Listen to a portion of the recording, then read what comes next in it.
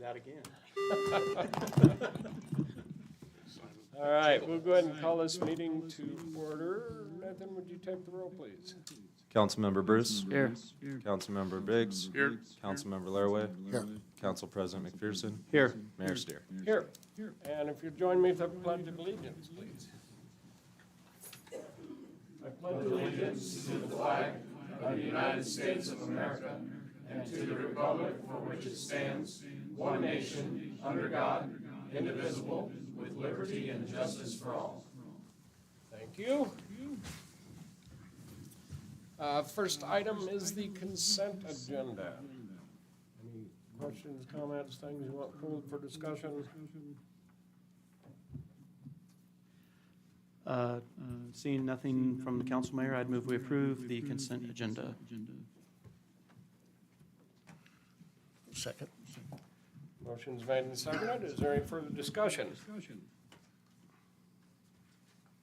Nathan, would you poll the council, please? Councilmember Bruce. Aye. Councilmember Biggs. Aye. Councilmember Laraway. Yes. Council President McPherson. Yes. And that motion carries. That takes us right to reports, youth council presentation.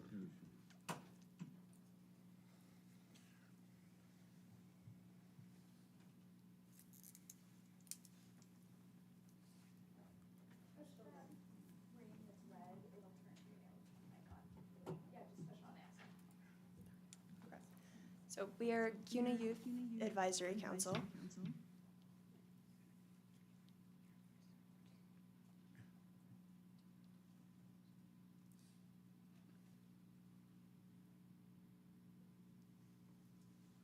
Hiram Handel is our chairperson.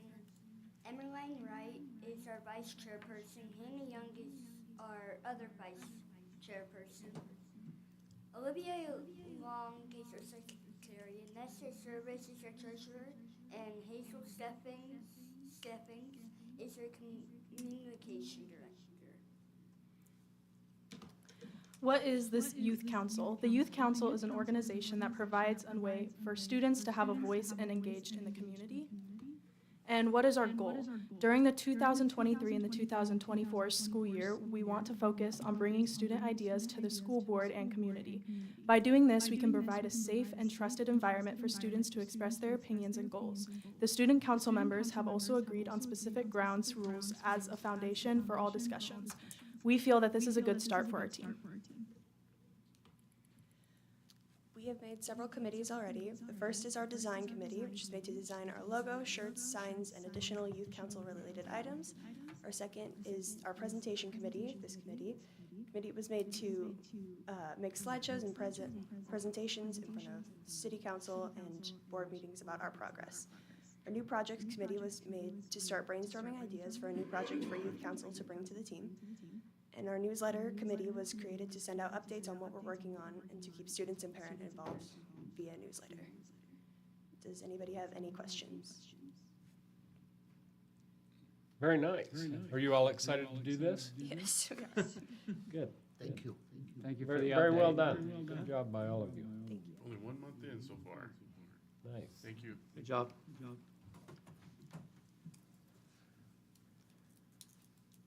All right, that takes us to public hearings.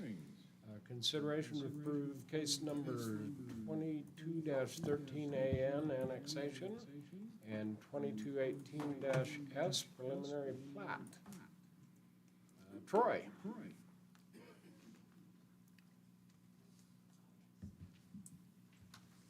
Have a drink first.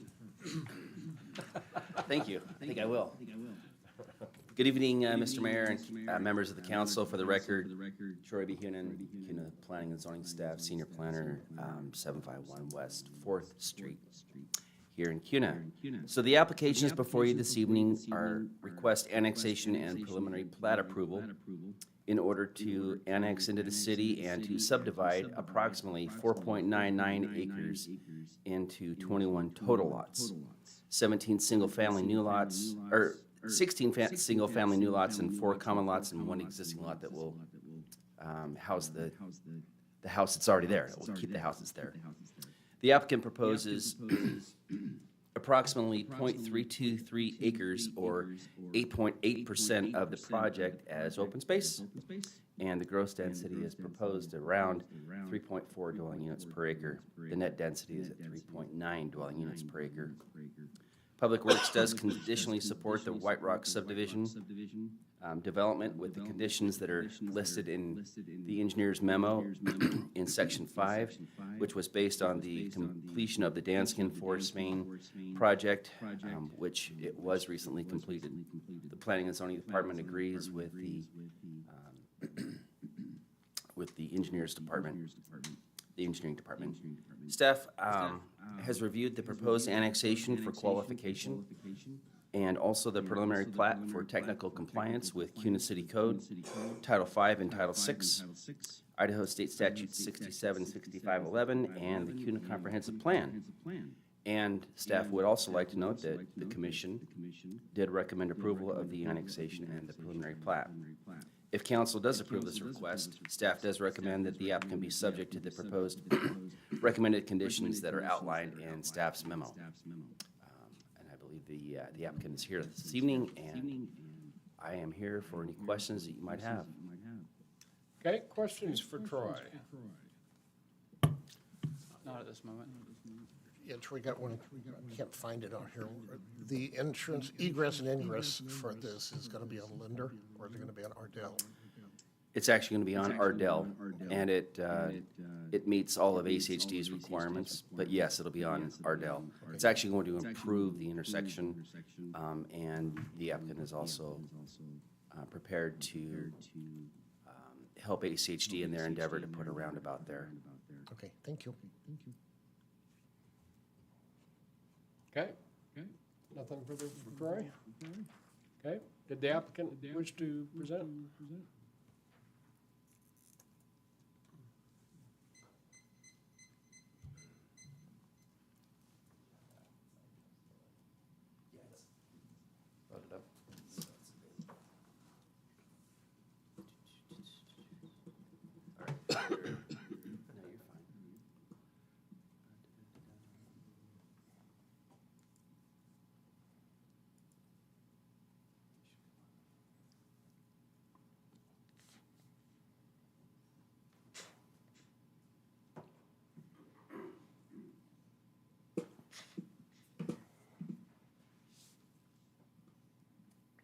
Right. Let's see here. Just scroll. Okay. So, my name's Tyler McKinnon. Me and my wife are the owners of that section of land there. So, presenting just White Rock subdivision, kind of our idea for annexation, subdivision, kind of like Troy jumped into. If you would just state your name and address for the Sure. record, please. Yep, Tyler McKinnon, 2561 North Linder Road, CUNA, Idaho 83634. So, a couple reasons behind this idea. So annexing our unincorporated island into the city of CUNA, we thought would simplify infrastructure, public services, because we are just an island in the middle of the city, kind of complicates how things have been going. Surrounding zones around us are all medium-density residential, so R4 and R6. We've been requesting R6 zoning to kind of fit in with that.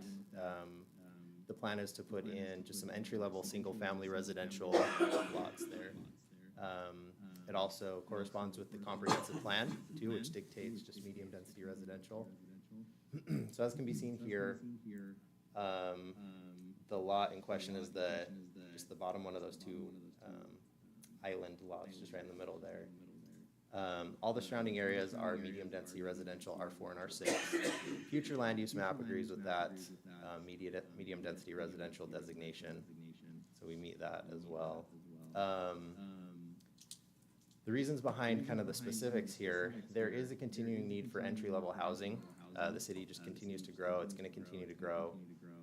There's a lot of people who are looking for houses still and could use some less expensive housing. The subdivision allows for, as Troy mentioned, the widening of Ardell and Linder. So currently the intersection has some issues that I'll illustrate here in a second, but It also provides right-of-way for sidewalks, landscape buffer, just to match the adjoining neighborhoods. There's a couple safety issues that exist currently around that intersection. I'm sure everyone's driven around there at one point or another. There is not a sidewalk or a buffer currently, which complicates pedestrian traffic. My family in particular, we love to go for walks around there, and there's nowhere to walk, obviously, on the north side of Ardell, right there, or along Linder. So it would help with that problem. Our fence around our property too currently juts into Ardell Road, which creates that kind of weird jog that's blinded by the fence. Creates kind of a weird situation where the eastbound and the westbound traffic have to swerve around each other to miss each other, and it just not a great situation currently. Also, the location of our driveway currently is a little bit awkward, right north of the intersection. So also it creates a weird situation where if someone is trying to turn into our driveway heading north on Linder and someone is heading south trying to turn onto Ardell left, they share a turn lane for 70 feet, and it gets to be confusing. So that could be a safety issue as well. Like Troy mentioned, there is plans set aside for right-of-way for a future roundabout at the intersection if necessary, too. So kind of a visual of what we've put together and the preliminary plat that we've talked to planning and zoning about would consist of a north-south kind of through street, and then a street that juts off to the east with a cul-de-sac at the end. Some lots on the north and south there. It does have some open space with a walkway on the corner, kind of to match the other three corners there as well at the intersection. So here's an aerial view of Ardell Road, and this is that jog in the road. So obviously that would improve a lot of things at that section. There's kind of a ground level view of that as well. There's just nowhere to walk, no space there. The road narrows, it's just kind of awkward. Linder Road, the intersection right here, Linder and Ardell, obviously, as can be seen from the aerial view, our driveway here on the north is really close to the intersection, which creates that issue that I was talking about. There's about 70 feet right there, and when two people are trying to both turn left going both directions, we've actually already had someone get hit trying to turn into our property because someone behind them thought they were turning onto Ardell and not our property, so it's just a little bit complicated, obviously. There are some special considerations that I wanted to mention with our property. There are a lot of large caliper existing trees on the southwest border that make just a straightforward straight sidewalk placement difficult. And so to preserve those trees, a sidewalk plan kind of meandering through the trees, we believe would be appropriate and would avoid having to take down a lot of those pretty trees right there. So we think that's important. There is a shared well located on our property that supplies potable water to us and our neighbors. Obviously, the plan is for us to go on city water, but our neighbors would still need water, and so that well would need to remain.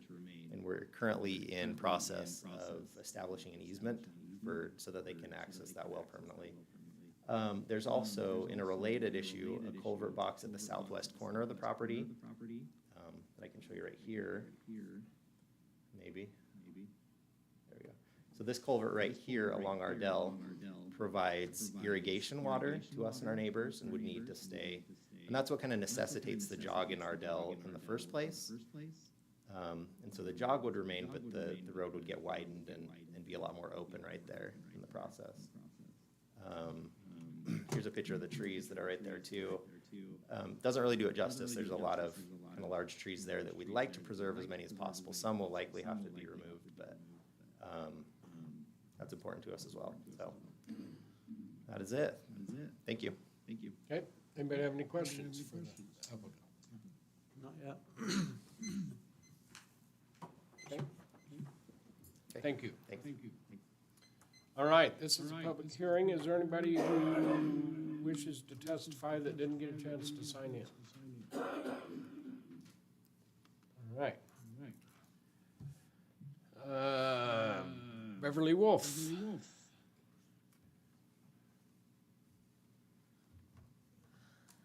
Beverly Wolf, 3420 West Commemoration Avenue, Meridian. Well, this project's a lot nicer than the big developments coming in, but the school issue's still on the list. And, you know, density and traffic, I mean, I'm beating an old horse here, but it matters. Because the tax dollars for every development still rests on the rest of us. This one might be fine, but what about the other big ones? What about the 3 resolutions that got approved tonight for fencing and lighting and other things that bigger developers aren't doing? I don't understand why there's such a speed in moving so much so fast that this city has grown to where I don't think everybody can keep up on everything. I mean, your own Attorney General said nothing in the United States Constitution's Fifth Amendment requires a government entity to promote the maximum development of a site at the expense of the public purse or to the detriment of the public interest. Taxpayers need not subsidize unwise development. This one may not be that one, but a lot of them seem to be, and there's just so many so fast. How do you keep up? I'm just asking, because a lot of it keeps falling back on us. I haven't got my tax bill yet. I'm a little nervous. Okay, thank you. Todd Lau? Hope I said that right. My wife and I, Cindy, are neighbors to the north of Tyler and Catherine. So that last remaining island in county, that little white spot, that's our 5 acres that we have there. And they've been very, very positive and very forthcoming on this development with us, working through it. But we just wanted to make sure that some things that they've talked about in here that we went on record also stating concerns. One, and it's all selfish concerns for the most part. It's the irrigation box in the corner that he showed. We want to make sure that that does get addressed. We can't lose our water for our livestock and for our acreage. The shared well, obviously that is a concern. It resides on his property. There is a legal easement, a legal agreement between the previous owners that it should stay with the owners of those properties. So we want to make sure that gets documented. The road coming off Ardell, it looks like, I think it's going to probably meet our needs, but we do have big trailers and farm equipment that still gets into that 5 acres right there. So we're worried about that being a very tight 90. I think Tyler showed us some plans yesterday that may address that, but we do want to go on record with that. And then our power lines run down that existing easement, and we want to make sure there's no impact to our power, our existing power, because we won't be going to the city power or water at this time. So we want to make sure all those stay open. And then I do have to mention for my wife, she's very concerned about our address change. So I did have to bring that up. I think that's it. Yep. Okay. All right, thank you. And that was all I had signed up to testify. Was there anybody else who wished to? All right. You want to testify? Yeah, if you want to sign in.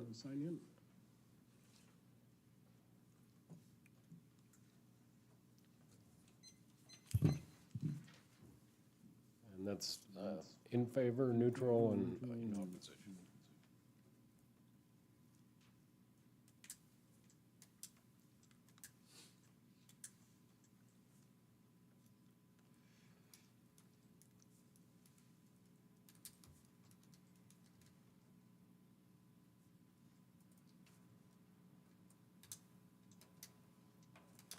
Okay, and then you can just go to the mic and state your name and address for the record and proceed. I'm Savannah Wynn. We live at 875 East Brush Creek Street. And I'm actually here because my daughter is on the youth committee, so I was watching her presentation. But we actually live in this area, and this development would be in the Reed Elementary school boundaries, and they are already over capacity. I believe the line is Linder for the difference between the 2 middle schools. And I believe this just falls into the CUNA Middle School side, which I work at. We are also over capacity. with the bond failing and the lack of construction to be able to handle this,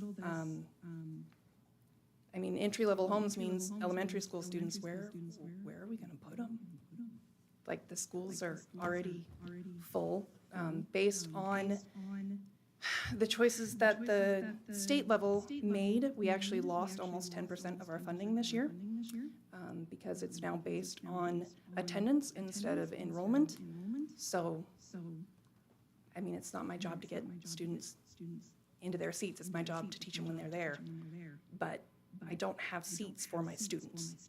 Like, we already don't have enough room. I already have kids standing, and where are we gonna put them? I mean, that intersection definitely needs improvement, and I get it. I just am concerned, like, what are we gonna do with these kids? Okay, very good. Thank you. All right.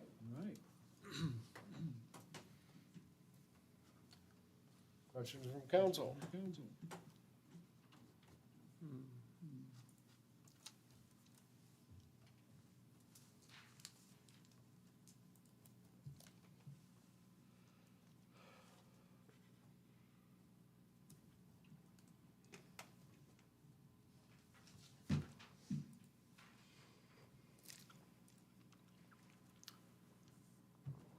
I have a question. Okay. Mr. Paul, the letter in here states that once let me find it. The completion of the sewer force main, that they can service this. Do we know how many more developments will be using that now that have already been approved?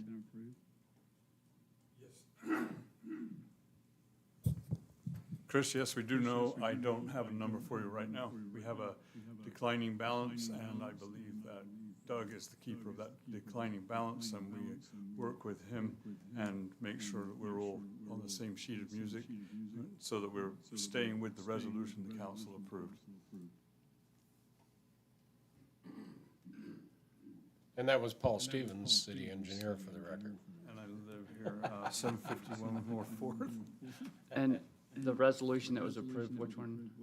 I don't remember what the number is, but it was like last year, we had the resolution on how we would divvy up those new EDUs that came through, and that we would give 40 per phase, first come, first served. So that's why Doug has that declining balance, is because of the date of application that gets the first come, first served.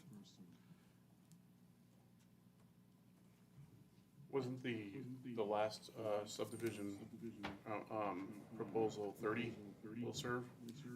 It was only 30? Yes, Matt. Is that just by design, or is that just? That was the one up going into Memory Round lift station. And so that was a different deal. So Danskin's 40, and then the others will be? Well, the other one was we had 30. So they said that would get them started, and so that was what we happened to have 30 for that one. Okay. Different lines and Yeah, lift station. absolutely. And then other, for example, other developments can come back with a subsequent phase. If no one's in line for it, they can get another phase, but we wanted to give everyone a fair chance to get going. So a hypothetical situation, then follow up. I guess this is kind of a two-part question, Doug. How many approved homes, I guess, do we have, plats, that have not been built or haven't been started, haven't gone through the permitting process? If they all went online today, could, and then this would go back to you, could Public Works handle it? If every house was built, snap of the fingers? For the record, Doug Hanson, CUNA Planning and Zoning staff, are you talking about citywide or in one particular sewer basin? Citywide. I couldn't answer that question. Or even in that basin? Do you know how many that, not citywide, right, I think with this basin in general, say that the market changes and they start building again. Do we have enough capacity for the ones that have already been approved? So as far as projects to date that have been approved with preliminary plats prior to this resolution being decided upon by the council, Yes, those were all allocated EDUs for their entire subdivision development. So all of those units that are in the pipeline that are entitled will be issued will serves. If there was any event that they couldn't be serviced, we couldn't issue them a will serve, so they wouldn't be able to come online. But everything that has been approved until this resolution was put in place, and I can't give you the specific date, I don't know it off the top of my head, EDUs have been allocated for those entire preliminary plats.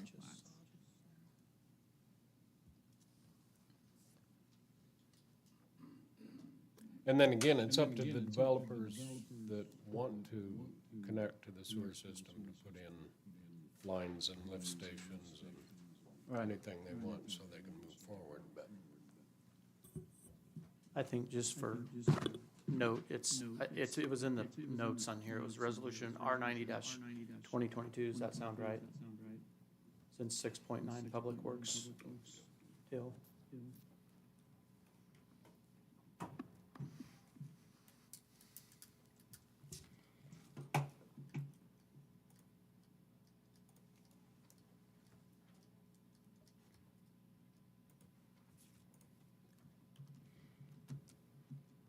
And then, as was mentioned by one of the, one of the testimonies was the school had added a letter in the packet also.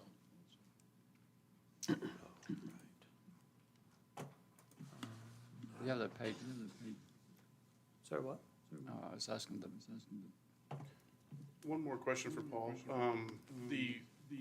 The big sewer truck that I saw when I went over to the brand new, or a couple years old, I guess now, truck.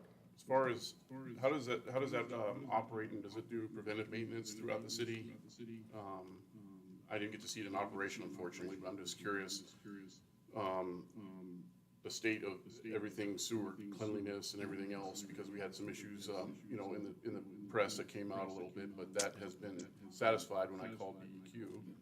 I'm just wondering, how does that truck do its, what it's supposed to do?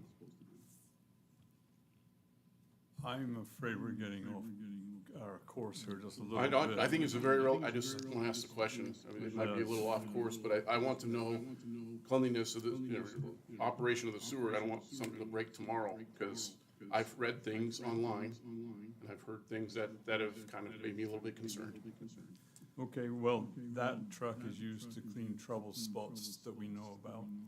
And they can run, I believe it's up to 800 feet of sewer line, and it has all kinds of cool attachments. It can take roots out, it can take plugs out, it can just take all the junk that builds up in there out, and it's quite effective. And is it reactive or preventive? Is that, what's the purpose of it? It's preventative in some cases and reactive in others, because you don't always know when a problem is going to occur. Absolutely, I agree with that. Thank you. Sure. Hey, Mr. Mayor, where was the letter from the school district? In the packet? Yeah, what number? Actually, I probably saw that in the planning and zoning. Because I see the testimony from there that says that they're at capacity. Yeah, I think that, okay, that's what it was, testimony. Page 2 of 7 of 1.2. Yeah, I found that. He said letter, so Yeah, I was thinking. I misspoke. I knew I read it in there somewhere.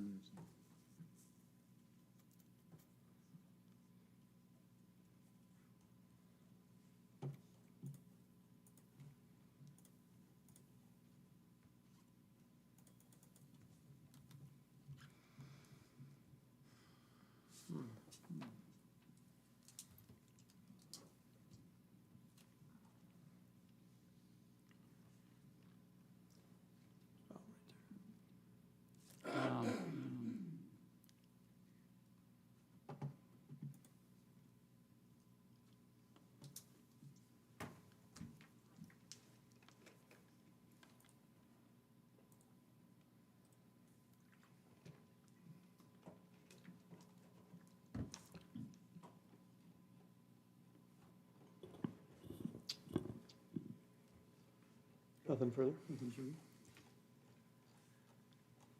John, do you have anything? I do not. Hold on one second.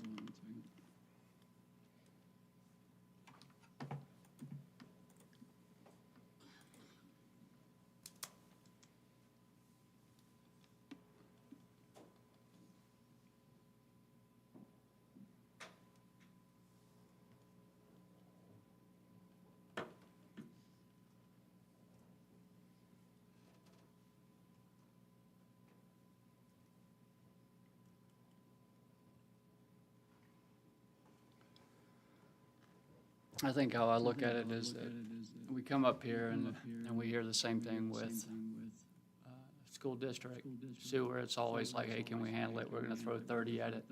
Then if we can't serve it, then it'll be stuck at issuing the permit. How many times are we gonna go through this where we continue to add to it, add to the system, add to the bulk of the waiting list before we catch up? You know, I mean, obviously, the schools, there's nothing we can do there, right? We went round and round about mitigating the impact of the schools. Are we still under open public? We are still in public hearing, yes. Do you want to close it until deliberate, or do you need more questions asked?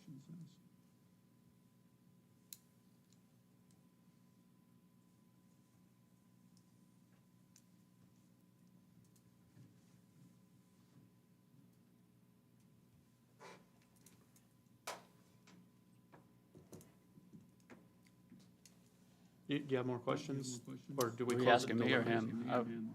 I just stopped talking. Hey Doug, how many houses do we have that have already been approved but haven't started building? Citywide, do you have a guesstimate, just a ballpark? For the record, Doug Hanson, CUNA Planning and Zoning Staff. I couldn't give you an exact number. I could approximate it generally, but upwards of 6,000 units. 6,000 houses that have already been annexed, just haven't been built. Upwards of 6,000 units approximately that have been through the entitlement process. So are zoned, have been platted, or have preliminary plat approvals, would just need to record a final plat in order to construct. 6,000. How many houses a year are built in a ballpark? For the record, Doug Hanson, On a CUNA good year, Planning. when they're humping it. I don't have that number off the top of my head. It changes. It's all really dependent upon a number of factors. 50, 100? I don't feel comfortable giving that number off the top of my head. I don't have that information in front of me. Be good to know. How many's enough? How many is it like, hey, let's think about it. We're just gonna keep rolling? And then it stops here at the planning and zoning? We can't issue permits, we can't service the sewer, we can't, I mean, the schools?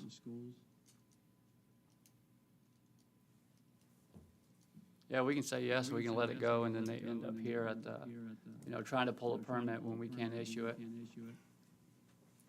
My thought is just, are we just gonna continue down the same path?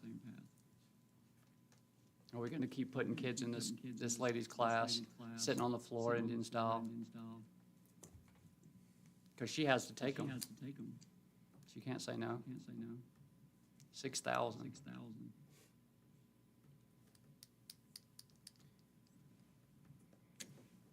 Yeah, I have thoughts too. I just, when we close the public hearing, I'll bring this up. I'm done with questions, go ahead. Okay, I would move we close the evidence presentation and proceed to deliberation. Second. Okay, motion's made and seconded. Any further discussion?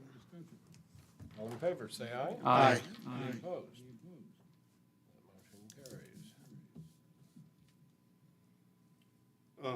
So to answer you, Grace, and my colleagues, I've done a lot of soul searching over the last actually month or so, over exactly what we were just talking about with the amount of plats that are been approved.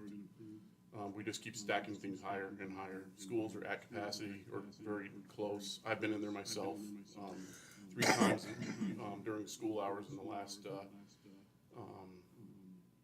month at CUNA High, and it's mind-boggling. That alone, I don't like us putting the burden of pain, I guess, on the school district. Now, I would like to know, and it's something that we probably would have to talk to the school district, and the trustees about what their way ahead is, because the bond, as we all know, failed. I'd like to know what their plan is to try and address this, but I'm not in favor of keep stacking more things. As well designed as this project is, I think it's time to possibly just pump the brakes. And whether that's a moratorium, I don't know, but I don't feel comfortable at this point with anything until some things are addressed. Okay. Schools are a big one, obviously. I'll just add my little silly 2 cents. The school district I can't control. That's their ballpark, that's their battle. I know we don't help by contributing the growth, but the parents and the students, and they have to get that bond passed. I can't do it for them. And I'm all supportive of them doing that, but I don't want the city rotating around the school. The only concern I have is, and I brought it up last time we were out here 2 weeks ago, I'm concerned about the health of our sewage system.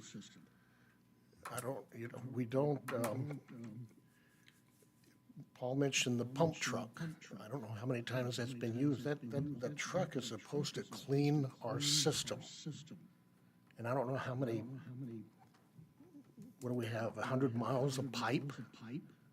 Ballpark figure. We should be cleaning that system a third of the city every year, but we haven't. And to your point, we do keep adding these responsibilities to a sewer system that I don't believe is healthy enough to sustain what we have. We just keep adding more to it, but my concern is if the sewer system goes south, we're not affecting the new subdivisions that aren't built yet. We're affecting the people that live in this town, and it depends on the flush of toilet to work. That's my concern. I'm concerned for the health of the sewage system. The sewage system has been a topic ever since I got elected. And we always seem to just keep understanding, yeah, it's there and it works, but that's not good enough. We need to have a sustainable system that is reliable and can handle growth. I don't think we have that right now. That's just my 2 cents. Well, it does help they did finish that 18-inch main. I'm sorry? It helps because they finished that 18-inch Danskin main. And so, you know, there's some relief there, so to speak. I get your point about not, if it hasn't been being used to its capacity to help ensure that the lines are flushed yearly and whatever its job solely is. I do like if they're really gonna help with the traffic in that area with the roundabout and widening the rest of that chunk of Ardell Road. It's dangerous. I don't know if you've ever drove through that. That's crazy in there, especially at the wrong time of day with high school kids and whoever leaving, people that are late for work, whatever. So it's catch-22. It would help improve that. It's not like we're adding 400 houses there. It's what, 15, 17, something like that. So it's not a grossly huge number. I don't know that it's too much of a burden on the system. I get the point of, well, 17 here, 50 there, 30 here as we can, all adds up. So it's kind of a darned if you do, darned if you don't scenario there. I mean,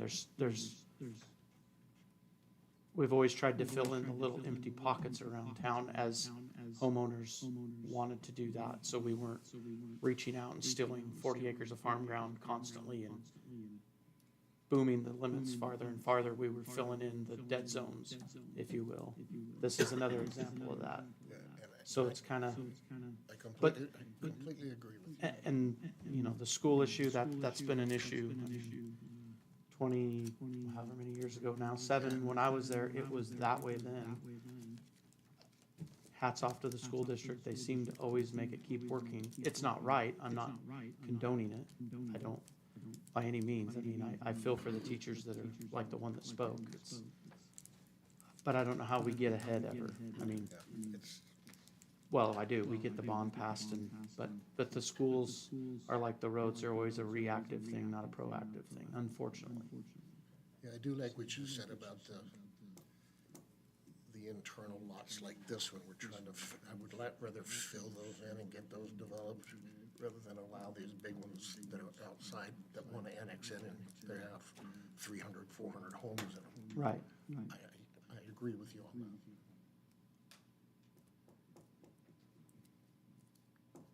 Fire away, Mr. Bruce. Just thinking, I could argue both factors, right? You are filling it in, but at the same time, I do want to make sure that our system has been maintained. Even if we approve this one, maybe we should hit the brakes and have it reviewed of what's been done for the future, right? I mean, this is 17 houses, we're filling in that patch there. I can go back and forth and listen to each direction, but I think it's imperative that we know where the preventative maintenance is. I mean, that's just what we should be doing. I don't know what the process would be to approve this one and then put a cap on a certain amount of time to do a review, or do we just, what are your thoughts, Mr. Mayor? I think that we need an update, maybe an inspection, something to know where we're at as far as, like Mr. Larway said. I do, like. So we are in compliance with all of our sewer lines. We don't, the truck hasn't been out on a regular basis doing the cleansing, but our lines are running at enough. If they were running low and we weren't running much through them, then we get that sludge buildup, and then that creates problems. But we're not having any issue with that.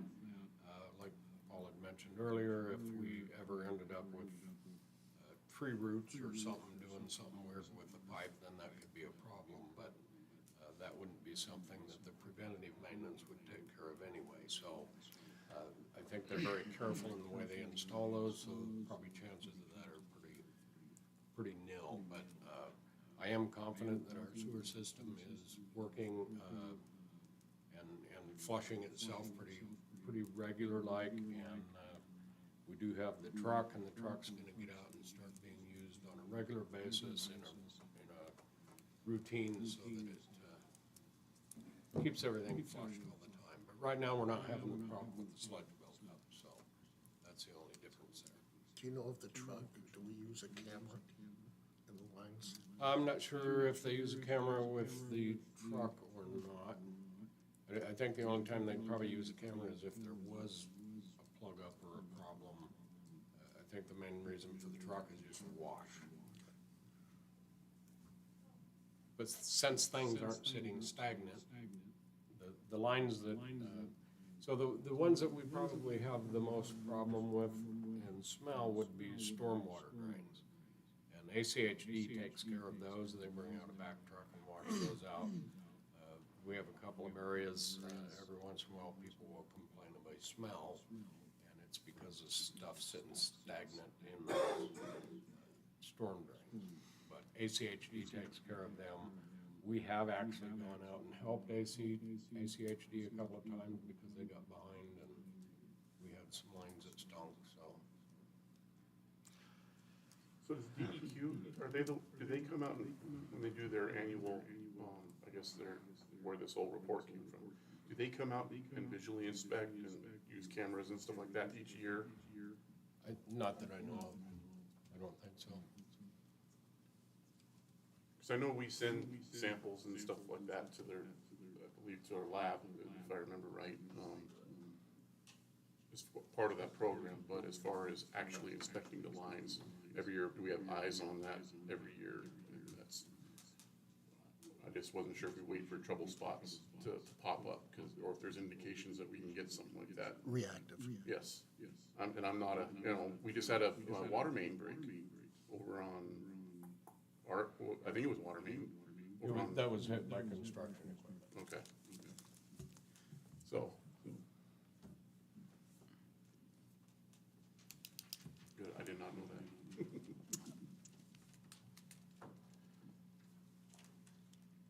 Just for conversation too, one of you asked about number of feet of sewer main or number of miles.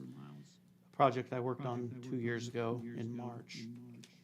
So March of '21, we had 37.75 miles of forced sewer main, 100.61 miles of gravity sewer mains. Granted, that was 2 years, 2.5 years ago. So 137 total?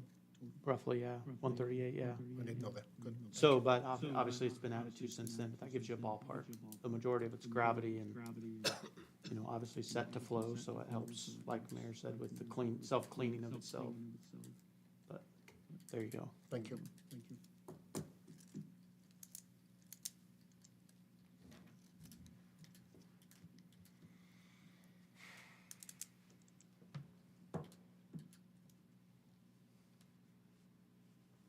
And I do have a meeting with the school district and developers coming up next week, and we're gonna talk through issues and see if we can come up with some solution for developers helping out.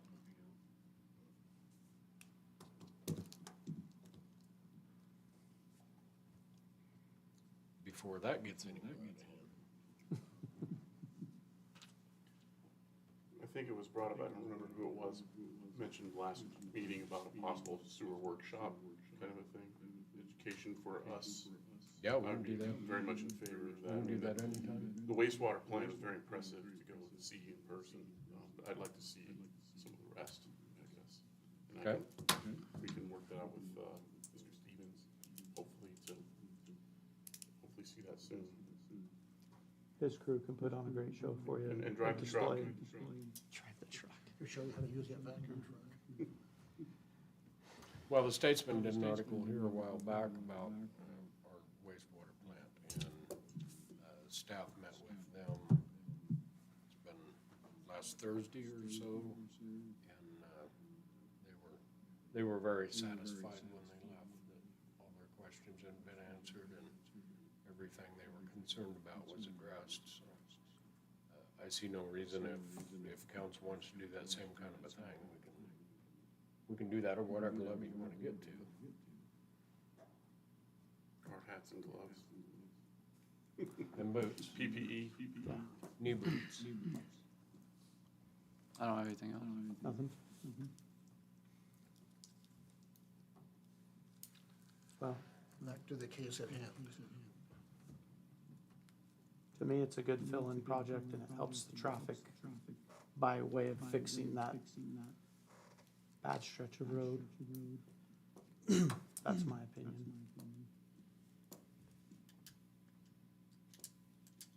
To me, I still think we have a responsibility, to partner with the school district as much as we possibly can, help them, and I just don't like stacking on top.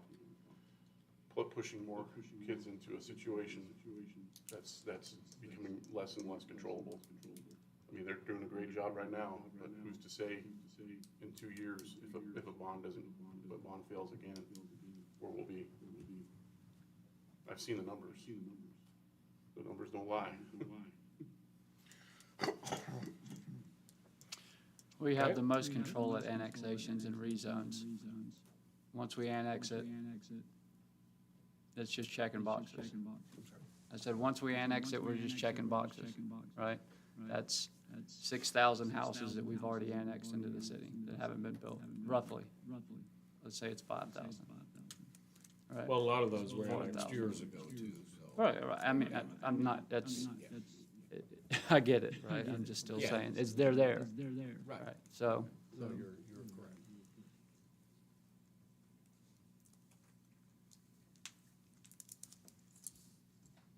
Okay, somebody ready to make a motion?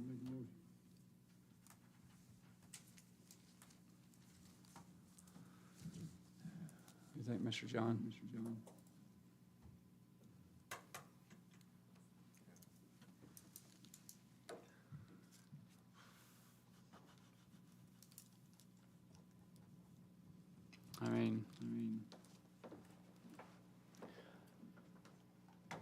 I get it, the 17 houses, but I think we need to really take a bigger look at some of the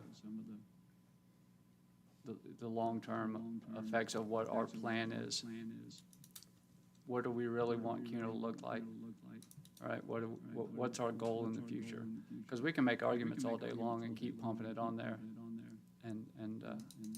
But, you know, when you get into the hundreds of houses, Hopefully, when they do that future land use map that we're redoing, we can look into that. Address some of That'll that. give us a better picture. Well, and this does meet the spirit of the future land use map. Yeah. There are variables also, Right. sewer, schools, water, whatever. Well, and what also is allowed. I mean, Excellent, yeah. all right. Well, I'll make a motion that we deny 22-13-AN and 22-18. Just AN, just annexation. Oh, okay. Just annexation. you want to deny it?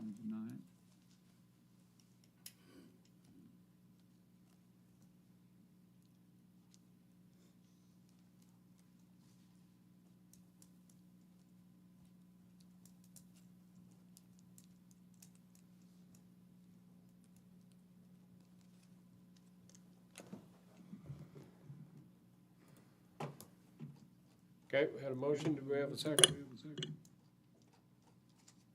Hold on one second.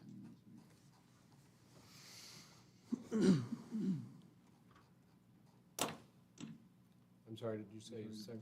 I said, hold on one second. You said hold on. Once, yeah, hold He did on. say technically, he said second. Yeah, effectively did, but that's, there were some words before it.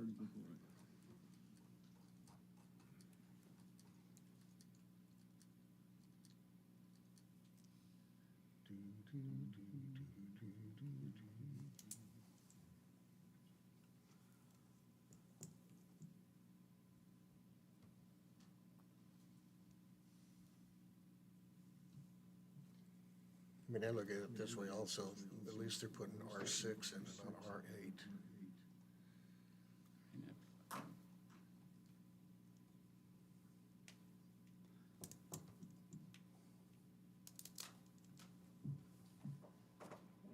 I just think there's a bigger problem overall. I don't know if necessarily this one. You know, this is the one to, I agree with that. you know, this one's, I mean, it's backfill.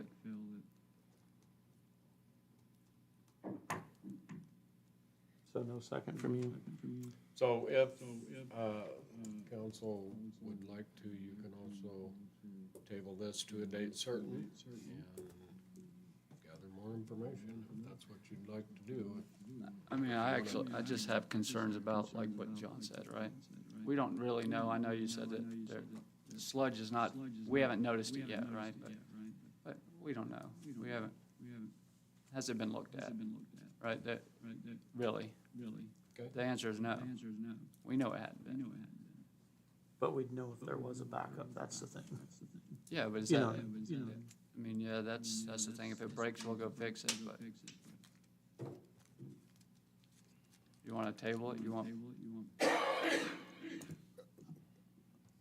I'm not going to second it all. We don't have a second, Yeah, so I make the motion that we approve case number 22-13-AN annexation and 22-18-S supplementary preliminary plat. I would second that.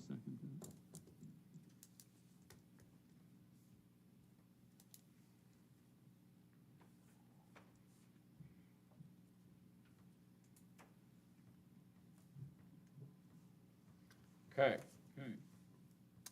So the first motion died due to the lack of a second. The current motion is for approval, and we do have a second. Is there any further discussion? All those in favor, say aye. Aye. Any opposed? nay. All right, so we have a split vote.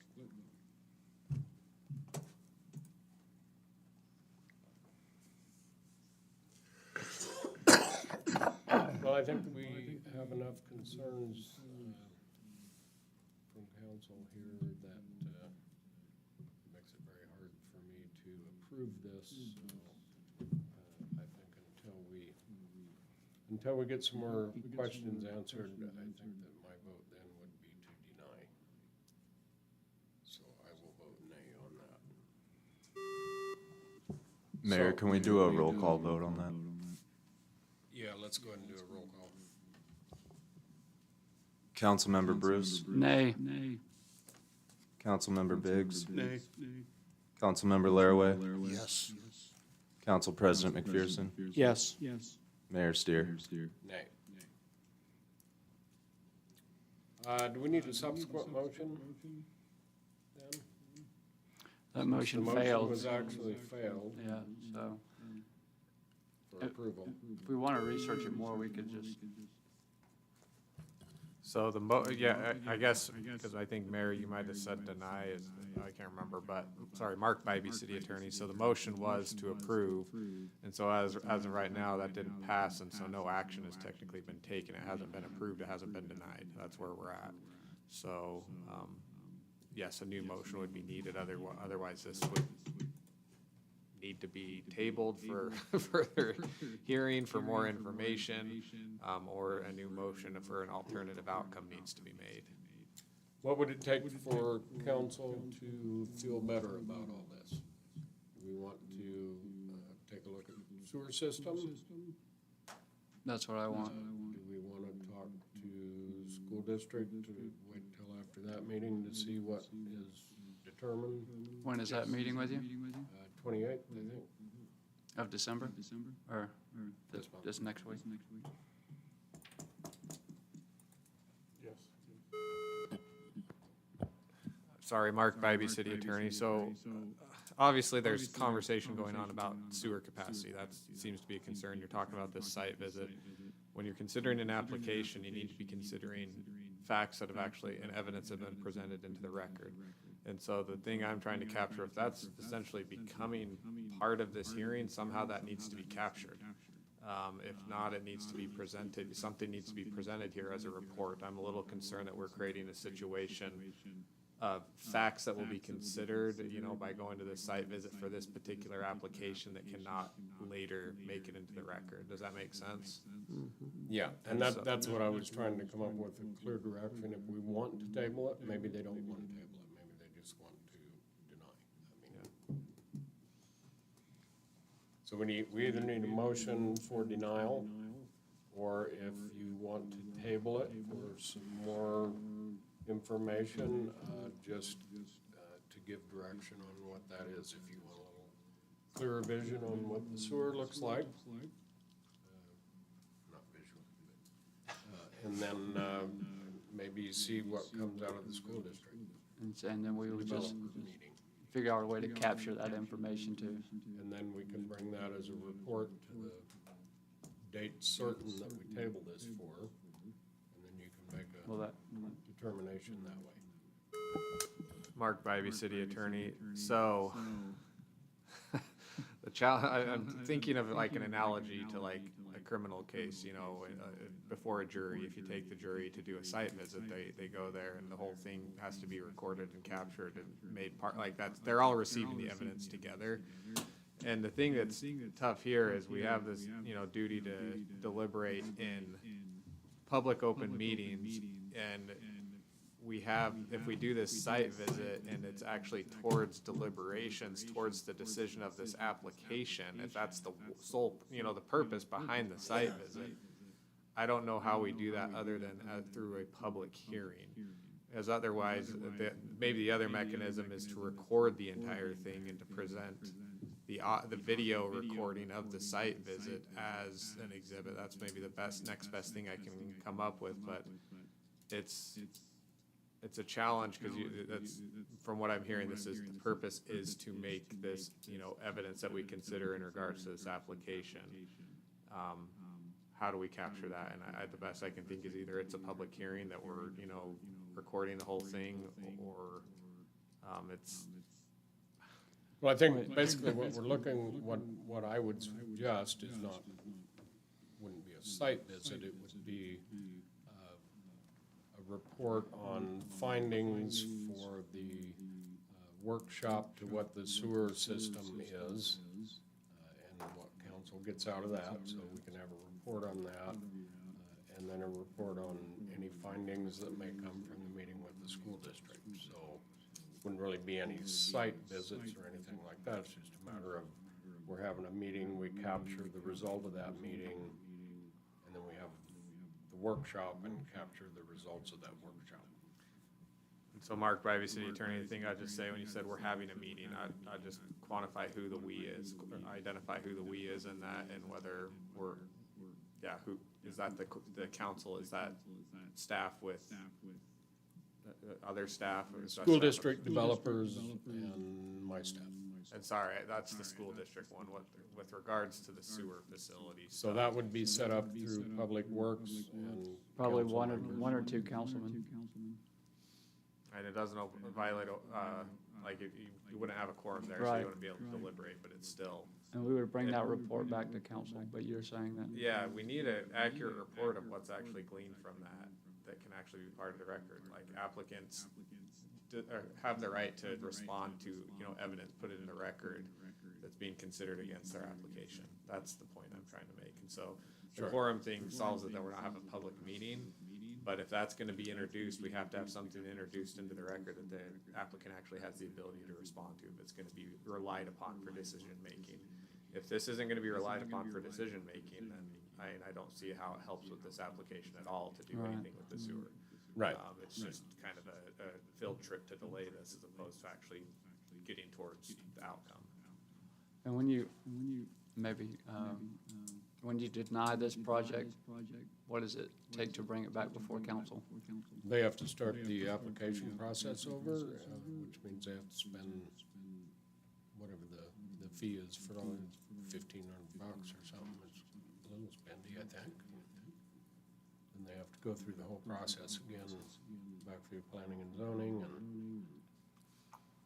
And that was my thought, is if you want to get some more information that would possibly preempt them from having to do all of that extra, then maybe that's the direction we ought to go. Maybe the results won't be anything that satisfy what you want to do anyway, so. So Mark, if the outcome desired is specific to this, the connection to the overall system health, I guess that's our concern. Is that a valid reason? Meaning if your sewer system doesn't have capacity to serve development, is that a valid reason? Or the health of the system by, maintenance required or whatever. And it'd be I think that could be a valid issue in approving or denying an application, just like depending on if it's actually adding users to the system actually aggravates or increases the problem. It is kind of the way I'd be looking at it. And so, and I think you're getting at stuff that maybe you'd need a report, like as opposed to a site visit, a report about the quality of the system. It doesn't necessarily, I think going into a site visit would inform you on how the system works, but I think you're looking more of an expert opinion on the health of the system and whether additional units, if it's unhealthy, if that increases the stress, if that increases the operations, or if it's actually like what the effect of that really would be. I've learned stuff about sewer systems that have kind of surprised me as far as adding users and the impact that it really has. It isn't kind of what I necessarily assumed it would be. Well, I guess I'll just use an analogy, or one at that probably. I can drive my car probably 15, 20,000 miles before I have to change the oil. But I'll bet something will happen wrong, if I'm not in there cleaning the pistons and everything with the new oil and cooling and all that other stuff. It could possibly, I guess maybe that's where, I'm implying where we're kind of going with that. I don't want to speak for y'all, but. No. I guess it just gets to the issue, is that maintenance problem, is it a reason to deny the application, or is it a reason to maintain your system? Does the new user actually increase the problem or somehow, if we add this user, that the maintenance, that somehow aggravates the maintenance problem? That's really what I'm asking. I don't know that it does. If you gotta maintain your system, you gotta maintain it regardless of the number of users. You always have to maintain it.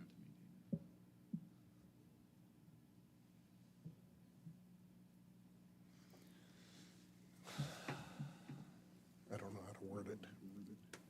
You what? Well, that's a valid point. If the sewer system is it, then we need to look at maintenance rather than doing applications because of that. Right. So that leaves then the school district as the main issue. And no offense, but the sewer system is more important to me. No offense. Well, it is, but do we deny this because of maintenance, or do we take care of the maintenance problem? Yeah. Because this has nothing to do with the maintenance. Yeah. Sorry, Mark Bybee, city attorney again. Maintenance, something that's important to understand with sewer systems as well, they're operated on an enterprise fund, which is a fund, like the fees for the system are designed to operate and maintain the system. They're not designed to grow it. And so when you look at like the responsibility for maintaining the system as it exists today isn't the responsibility of development, it's the responsibility of the current system users. That's why we collect fees. It's an entire separate fund, separate from the city's general tax fund. It's the fee balance that comes from actual user fees there's quite clear case law on that those funds must be used towards maintenance of the system, not expansion. And so when we get into expansion, that's what development typically pays for. System maintenance is the responsibility of the users of the system.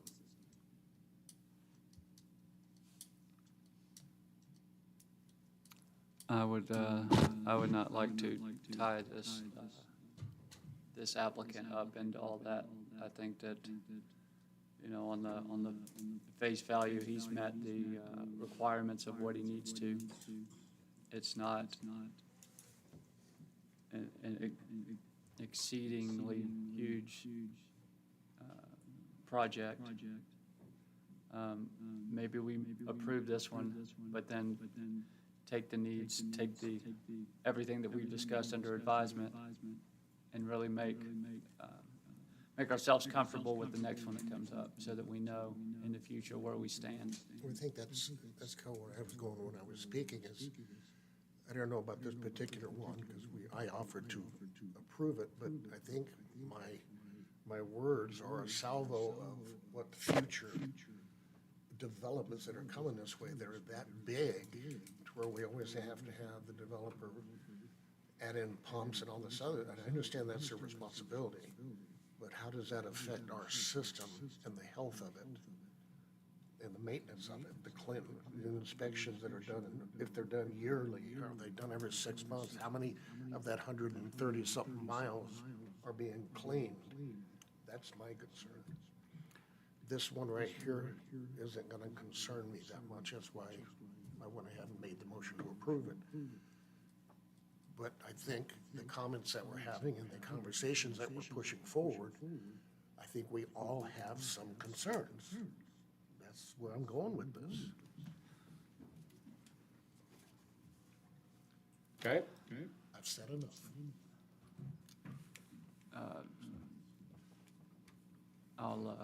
I'll change, let's move this one forward, in my opinion.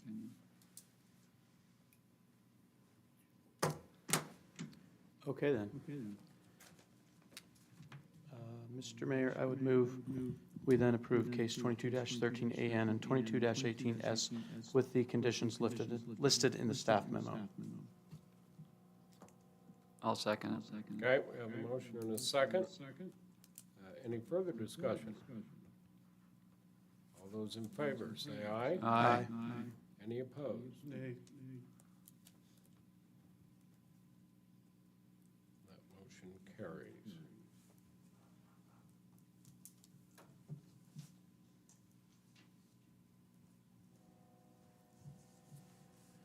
All right, business items. Case number 2308, TE time extension for Ewing Meadows. Jessica Hall.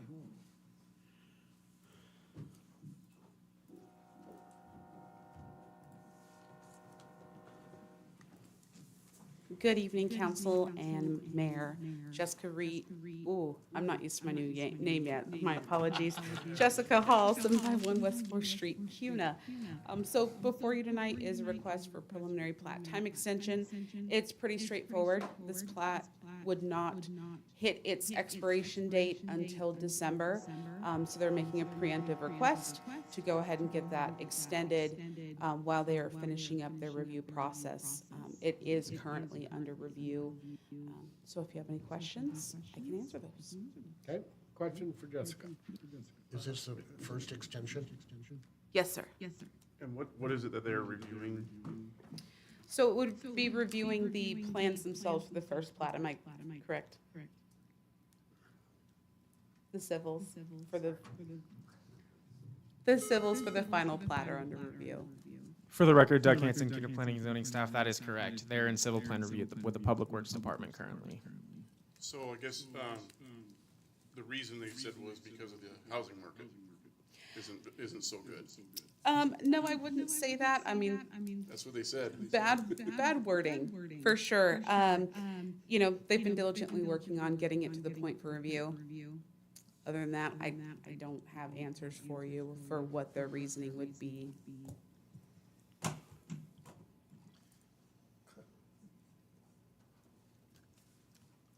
Does that matter, though? I mean, it's just a time extension. I mean, we've had time extensions, that's the first time either someone's brutally honest that they said it's because of the housing market, or other people are just, you know. Honestly, I think it's the market, maybe they go back through the process beginning, they're not ready, because are we gonna have another extension? I don't know, we do these all the time, and usually it's for materials or whatever. This is the first time I've ever seen one that says because of the housing market. And we all know the housing market isn't lively, but is that a reason to just keep kicking the can down the road? I don't know. It's called a bad investment.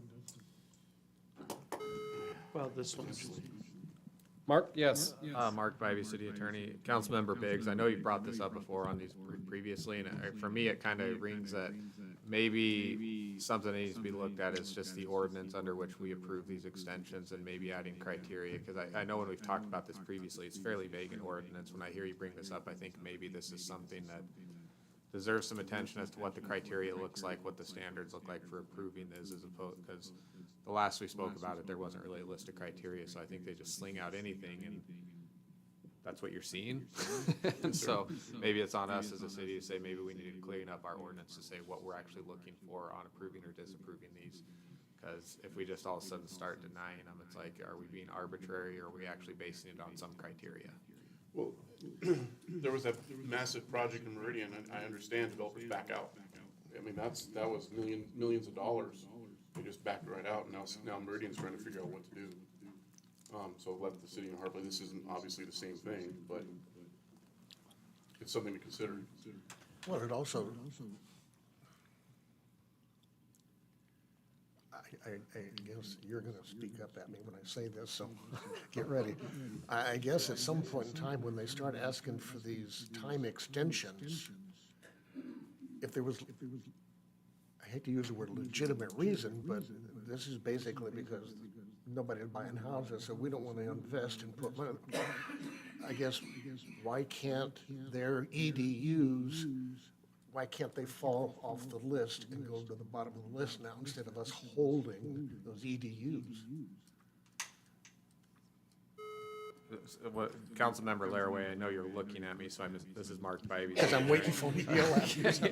Are you hoping I chime in, or were you asking me a particular I just want to question? ask if what I'm saying is legal. I mean, 'cause the companies come in here, and we want a time extension because we're not ready to invest, but yet they're tying up EDUs that we've promised them. Yeah. Maybe we should put them lower on the list and get the EDUs to other people that are, does that make sense? Yeah, and so if you were to deny it, you wouldn't be, and you're air quoting this, putting them lower on the list, but you're not putting them lower on the list, you're completely disapproving their application, essentially. They're removed from the list entirely, and so the only way they'd get back in line is to restart the plating process. Okay. And so that's the effect of denying one of these, and And so that's why I kind of get back to what I was saying to Councilmember Biggs. Do we need to take a look at what our criteria is for this? Because in any government decision-making, you should not be arbitrary. Like, that's something that governments always need to avoid. There needs to be criteria and reasons for why they're making a decision, you know, and if we need to improve the ordinance on this as to what it looks like and why we approve them or disapprove them, I think that's an approach or something that warrants a look, especially because this conversation keeps happening. It feels to me like this needs attention in code so that you guys have standards to apply. And so that the applicants have standards to look at when they're actually submitting their application. You know, it's because they're coming up with any reason because we haven't given them the reasons that even matter, right? Or the ones that won't help them. Yeah, some sort of legal standing, I guess. Well, the good news is that means they're not building as quickly. That's true. Because I think right now, the only standard is really, you have to request it by a certain time frame. And if you request it, then we don't have standard for how we review it once it's requested in the time frame.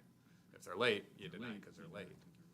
I mean, there's a possibility also, so if we denied it, they'd have to start over, or they could just back out completely. No, it would result in, if you deny a plat extension, the plat expires, it's no longer a plat, so they'd have to reapply and start over, is what would be the result. I think that it's something we should look at. You know, we can extend this one, but it's probably something we should look at as a whole. I agree. I'd love to work with Doug on that one, probably, I guess, the wording for that, have some standards. Lucky Doug. Okay. Okay. I would move we approve case 23-08-TE. Second. Motion's made and seconded for approval. Is there any further discussion? All those in favor, say aye. Aye. Any opposed? Yeah. That'd be me. Okay. And that motion carries 3-1. Consideration to approve $108,033.31 from contingency for the completion of the CUNA Meridian Road Highway 69 corridor study. Doug Hanson. Mayor and City Council members, for the record, Doug Hanson, CUNA Planning and Zoning, 751 West 4th Street, CUNA. Council approved $362,046 for work to be completed on the CUNA Meridian Road State Highway 69 corridor study with a completion date of October 1st, 2023. A total of $254,012.69 was spent through October 1st, 2023. The target date for completion was unable to be met and funds were not appropriated within the adopted 2024 budget. Staff requests the council approve the remaining $108,033.31 from contingency for fiscal year 24 for completion of the study. I will stand by for any questions. And so when things aren't done in the timeline that are requested in the budget is approved for, to keep things clean for the audit, they go back into the budget again and then they have to be re-requested so that it keeps the audit clean and we don't look like we're shuffling stuff around, bringing it into the next budget year when it was approved for the budget year before. So basically, the work didn't get done on time, and so that's why it's moving forward. I have a question Okay. for Jared. If the funds aren't used by the end of the time, don't those roll over? Are these not on the same level as that for the budget? Councilman Bruce, so a budget is for 12 calendar months. And so if a project is not completed within those 12 calendar months, the appropriation for those projects and those funds that are tied to that expire. And so there's really only two mechanisms for reallocating, for getting that funding again. One is to do a contingency request, and a second is to do an amended budget. And so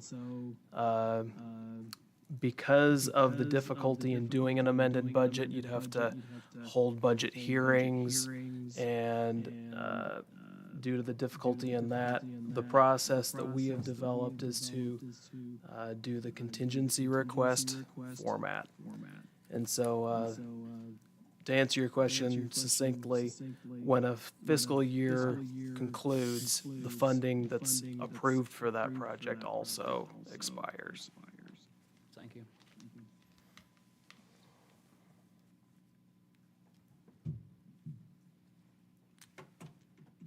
A lot of contingency. We use a lot of contingency funds. Maybe, I don't know about comparatively, but many times we've done it. It's not something I'm used to, probably being a federal guy. We don't have contingency funds. Yeah.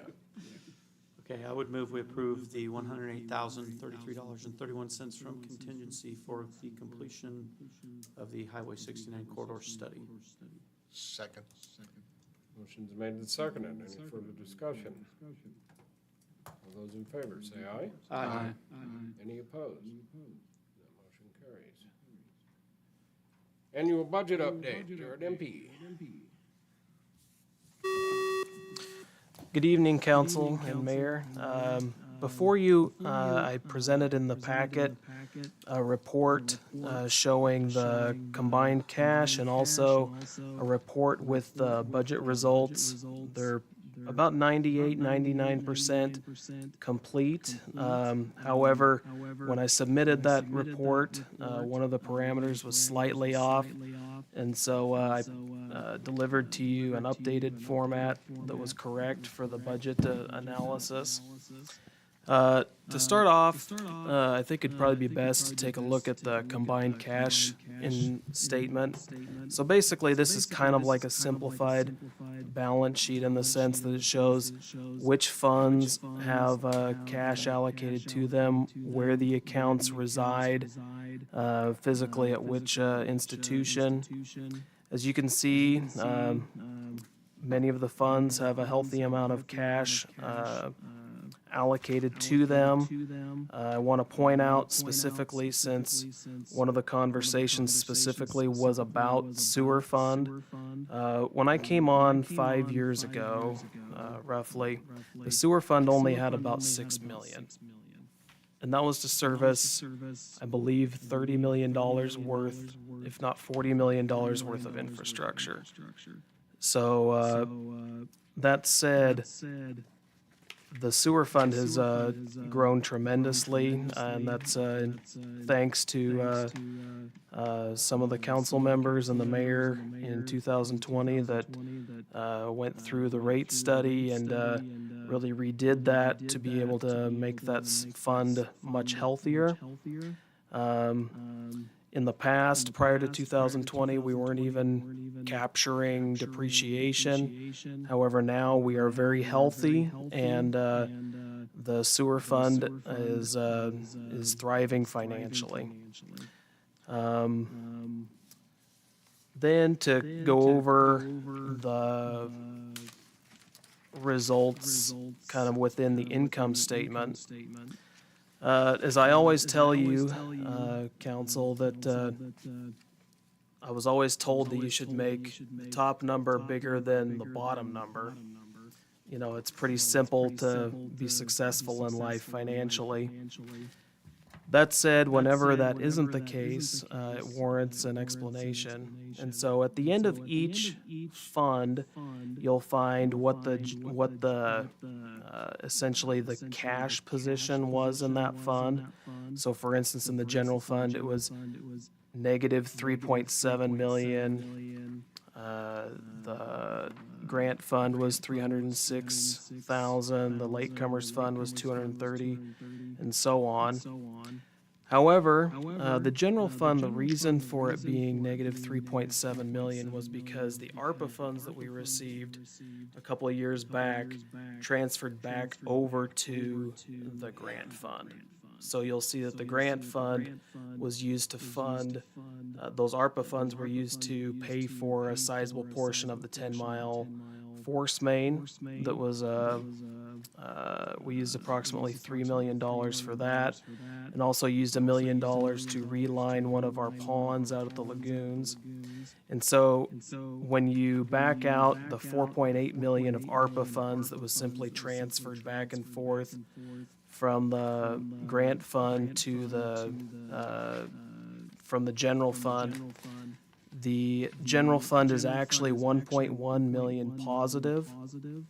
And the reason for that is because of 691,000 of interest and investment income that was earned during fiscal '23, which is much higher than we had experienced in the past due to rising interest rates and due to positive investments that were made through U.S. bonds.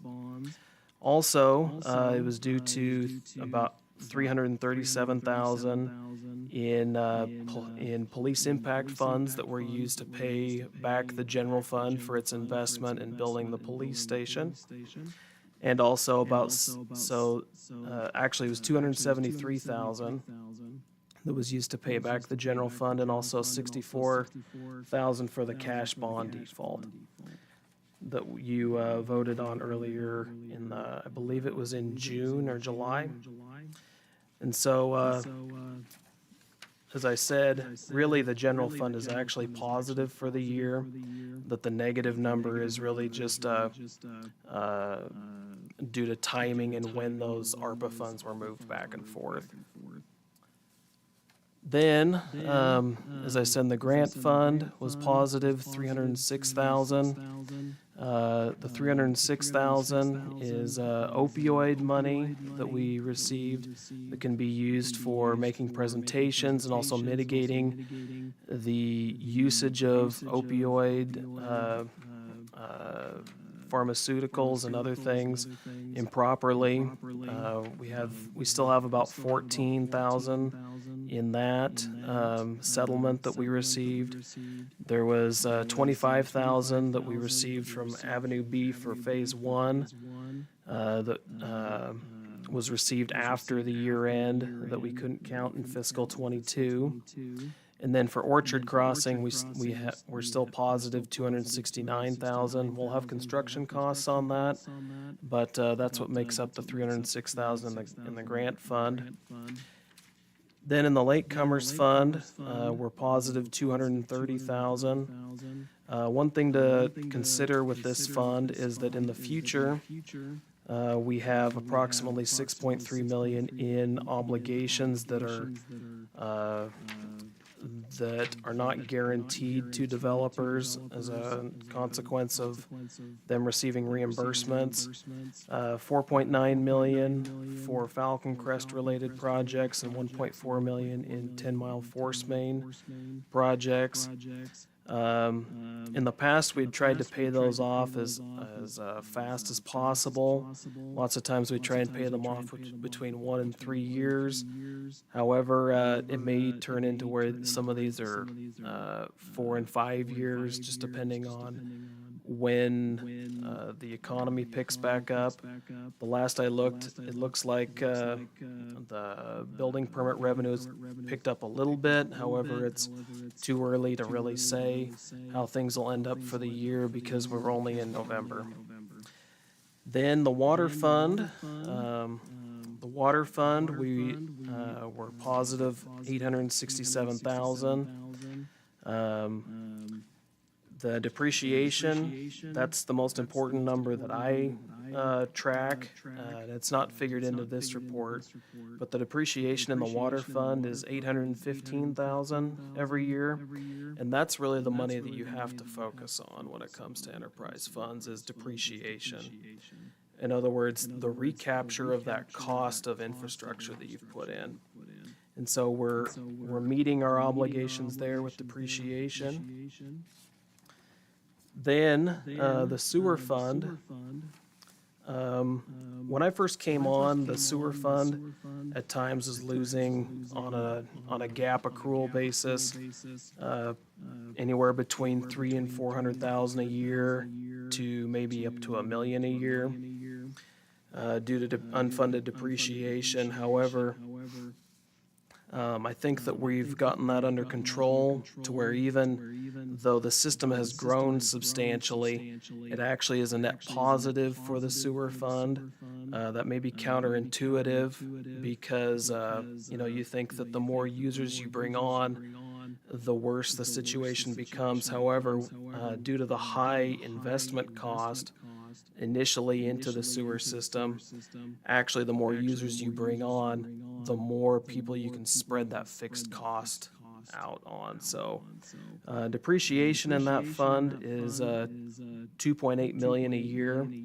And some of those depreciation schedules are pretty aggressive due to inflation. We want to make sure that we're recapturing that as quickly as possible, because by the time you have to replace some of that infrastructure, the cost may be double what we did today. And so I think that we're meeting our obligation in the sewer fund, and as I pointed out earlier, the sewer fund now has 14 million, and when I started it was approximately 6 million. Then the irrigation fund was a positive 1.1 million. Depreciation isn't as big of an issue in the irrigation fund because the infrastructure is not as expensive. In the sewer fund, it's a big concern to always fund depreciation and never get behind the 8 ball. However, in the irrigation fund, depreciation is approximately $400,000 a year, and so we're well within a safe margin there. The solid waste fund. The solid waste fund is essentially a franchise agreement that we manage the accounting for through J&M. As you can see, that fund was positive for the year, in which we receive about 10% of any receipts or payments that are made, and we distribute that on a weekly basis to J&M, their portion. And so essentially they get 90% and we get 10% of any payments that are received. So that one looks very positive, and growth definitely plays an important role in that. Then the governmental fund, the capital projects fund, Fund 40. This one was negative because we used $139,000 of funds that were previously already transferred to that fund. So that one is actually a fund that's a net zero. That's essentially that fund receives transfers from the general fund and also sometimes the Park Impact Fund. For instance, we used this fund to pay for the Rising Sun Park that we purchased over the summer as part of a reimbursement program with M3. Then the Park Impact Fee Fund. This one's also negative. However, the reason for this one being negative is because if you don't spend the money within a certain amount of time, those amounts that are received sunset. And the law becomes a little murky as to how you deal with that if those sunset. I believe it's 8 years, and then it's possible that you may have to give those back. And so because of this, it's always important to use these on projects that the community needs and wants. And so so far during fiscal 23, we used these for 3 projects essentially. We actually it was a few. Sorry, I should. So we purchased a mini excavator that's used through the parks that was budgeted for $116,000. The Rising Sun Park was reimbursed at approximately 1.3 million. I think that park looks pretty good. It has a lot of amenities, and I think it'll be a great asset to the community in the future. We spent a little bit through Ashton Estates to do some minor improvements there. That was $10,500. Then Zamzows Park, we've spent during fiscal 23 $715,000. We used that money for equipment, some small equipment purchases to do the development, rental equipment, supplies, everything that's required to develop that park. And then we also refunded $92,000 for the Sadie Creek Park. The deal with that one was that we refunded the impact fees that were paid for that development, and I believe that was in the development agreement for that particular park. So all positive developments. On account of that, we have essentially 2 finished parks or near finished parks in Sadie Creek Park. Although it may be a little rough around the edges, I think Bobby's team will do a great job in getting Sadie Creek Park looking amazing. Zamzo's Park is the second one, and then the third, Rising Sun Park. So essentially 2 finished or near finished parks, and 1 that's in progress. So I think that's great use of those funds. Then, as I said, the Police Impact Fee Fund. Whatever money is received from here on an annual basis for the near term will get transferred back to the general fund to pay back the general fund for its investment in the police station. The police station, as of my last count, had about $2 million in cost over a couple fiscal years. And so with the impact fees that have already repaid that balance remaining is about $1.5 million.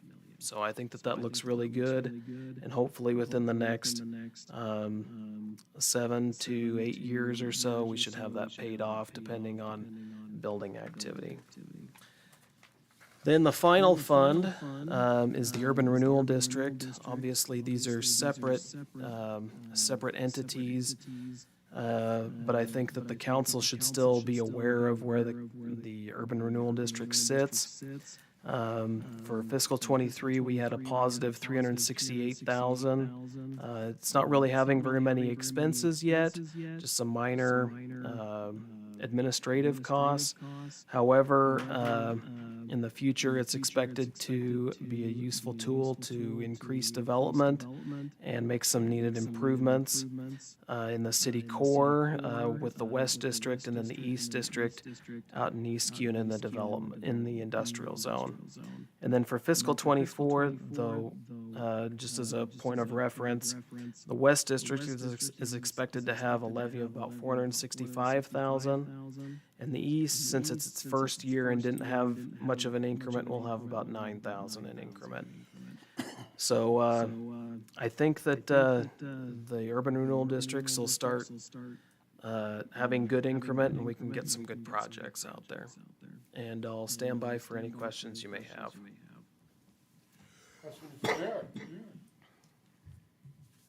Thanks, Jared. That's always interesting where we're at numbers and how we've grown the funds to self-sustain ourselves. Thank you for the update.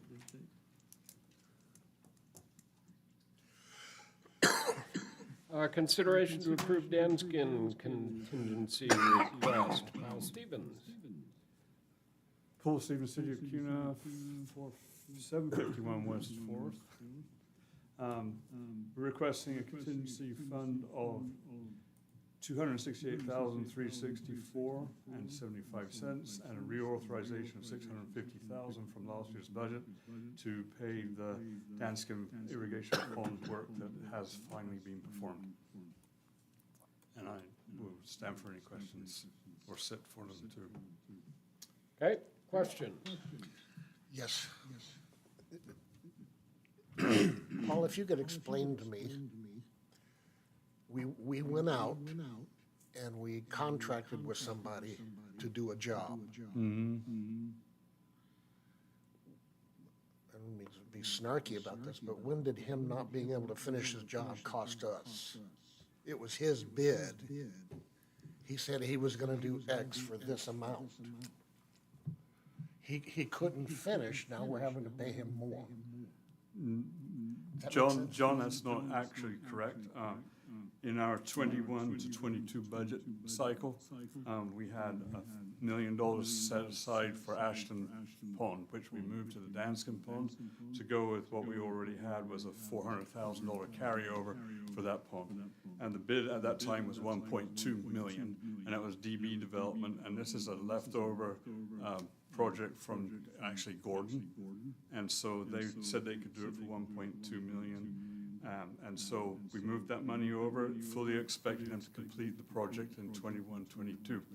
But as you know, there's been a war and a few other things, and they couldn't get the pieces and parts or people to work on the project. So things have finally slowed down a little bit, so we were able to get them working on it. And we fully expected them to complete the project in 2023, in the 2023 cycle. And so we set it thinking that it would be about a 50-50 split between the 22-23 cycle. We put about 650,000 in for this year, for 22-23, to go with the 21-22 money. But they were not able to finish, and they just finally have finished. They have a little bit of cleanup left to do, and it's going to be a functioning system. So it didn't go up, it's just that the money's got moved around such that it looks like that. So we're actually on, I haven't been able to go back in and check every little box, but I think we're actually a little under budget. Okay, thank you. Sure. Okay, the questions.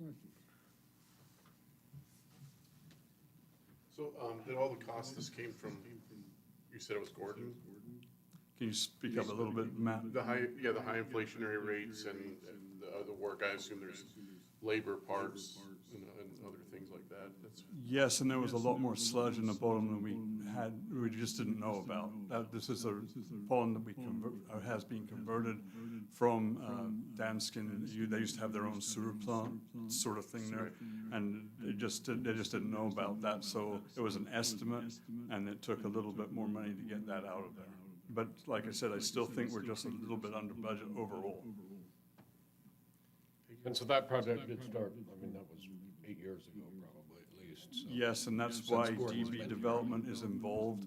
They thought they could do it quicker and more efficiently than the city, and so they wanted to do the job. And that was before I got here. Is this something the city would normally do? I mean, if you had manpower out your, full manpower and everything like that? We didn't do this though, as far as. Or would you normally do it, I guess?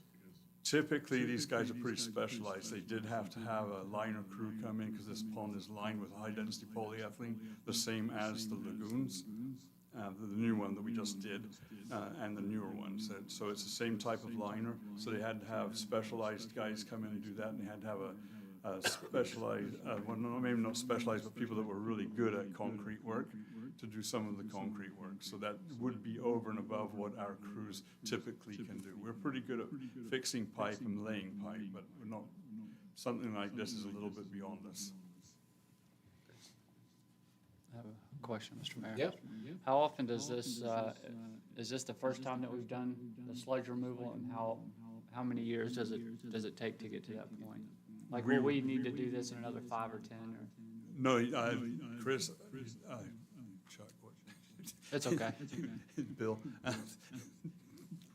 No, this used to be a sludge pond for Danskin subdivision. It no longer is. This is not used for that anymore. Now it's an irrigation pond. So there won't be sludge build up the same. So Danskin. We're just renovating it. Danskin used to be a county subdivision, and they had their own wastewater system.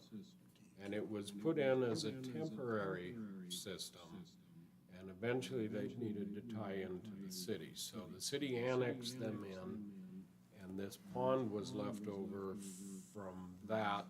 We needed more irrigation ponds so that we can not use potable water for irrigation, but actually use irrigation water. So we needed that storage. So it made sense for the city to have this and turn it into an irrigation pond. This isn't something normally done. Usually irrigation ponds are built to be irrigation ponds, and this was just one of those things that happened because of that annexation. What's that? That's the one that DEQ shut down.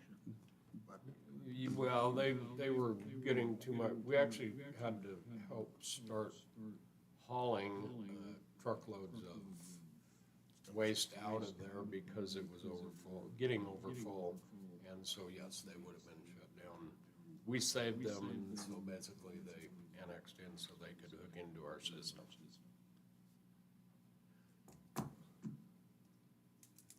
Any other questions? I'd be happy to answer whatever you've got. Or if I can.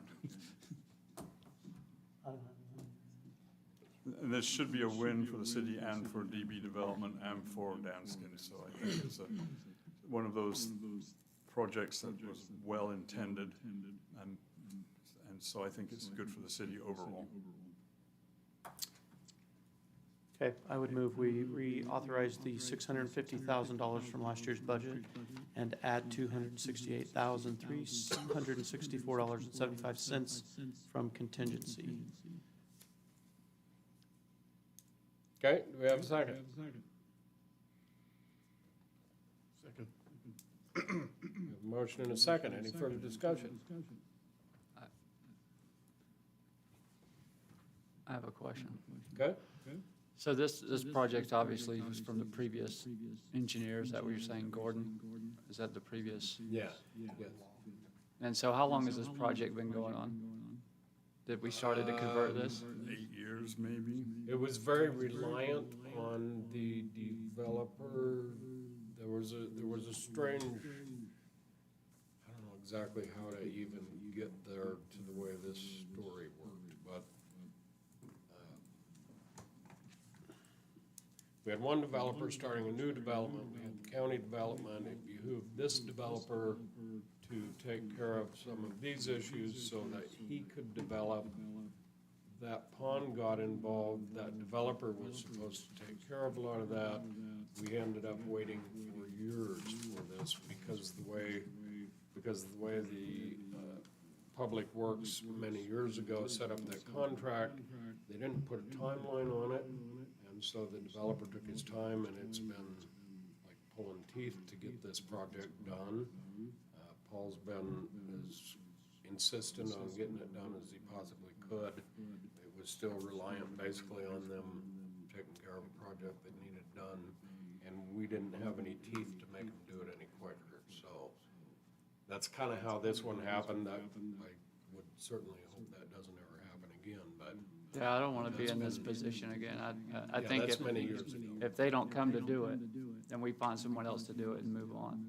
You know, Well, it basically was that developer that had to make this move forward.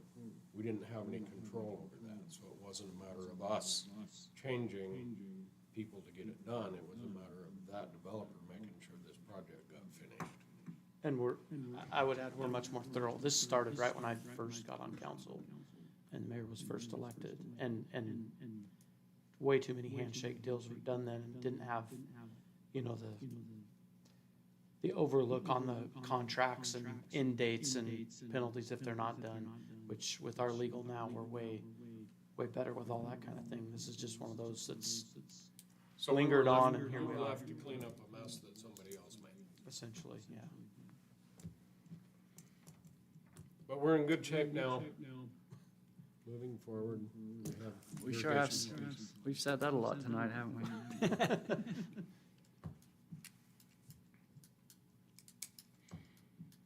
You got a first and a second, right? Yeah. Any further? All those in favor, say aye. Aye. Any opposed? That motion carries. Thank you very much. Consideration to update city council compensation. Chris Bruce. I just wanted to direct Nancy to look at an overview of what the compensation is across the valley.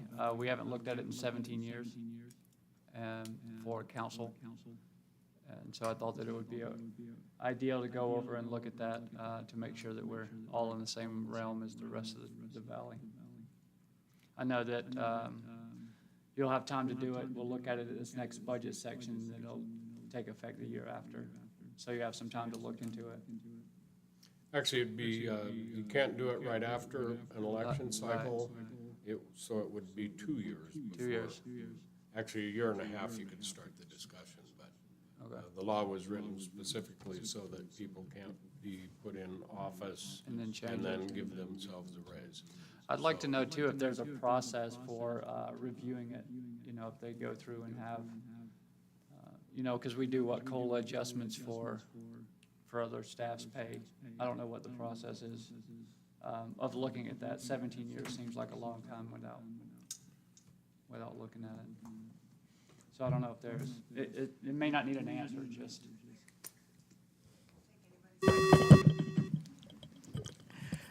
Nancy Stoffer, HR. It hasn't been looked at, as far as I can go back, was 2008, because that's when we started using Cassell. So, I just wanted it on the radar.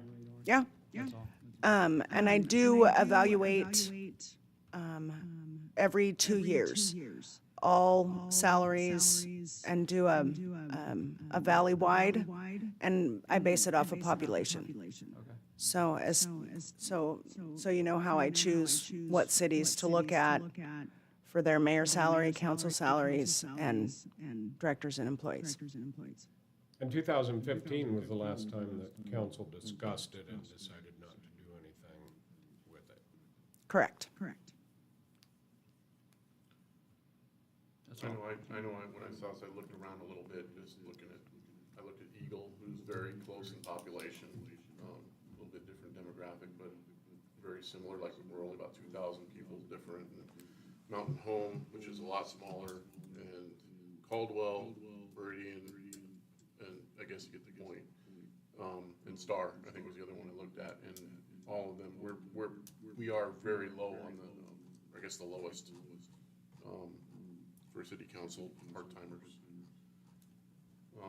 I'm not saying we deserve it, but it's, I guess I would be in favor of looking at it, and if there's somewhere that there's, but budget that's not an additional burden onto the taxpayer, somewhere we can move something around. I don't know, that can be budgeted, I'd be in favor of something like that. So I don't think there's any. Well, I don't know if there's budget, if there's not, I'm not gonna say fluff, but if there's a budget item that could be brought out of something else doesn't necessarily, if they don't need, if. Oh, so you don't increase the levy rates? Right, Correct. right. Okay, sorry. Sorry. No, you're fine. Thank you, that's all. Just wanted it on your radar, Ms. Nancy. That's definitely. In 2 years, I'll be 69. I won't remember anyway.